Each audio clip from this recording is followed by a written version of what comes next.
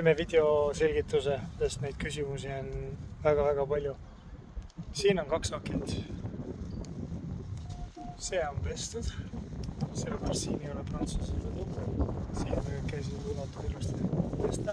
See ülemine jääb pesemata sellepärast, et me ei saa kemikaali siia peale panna, sest kemikaal läheb siia klaasi alla ja seda peseb ülemine. Me võime rikkuda klaasi ära, seepärast seda klaasi ja akent me ei puudu. Me peseme ainult prantsuse rõdu väljaspoolt. Selleks, et seda akent pesta, selleks on vaja tellimus. See link saadeti teile e-maili.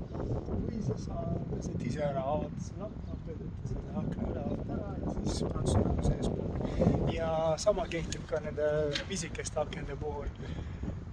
Ülemist me ka ei pese, ainult prantsuse rõdu väljaspoolt. Just sel põhjusel, et kui me kemikaali klaasi peale paneme ja me ei suuda seda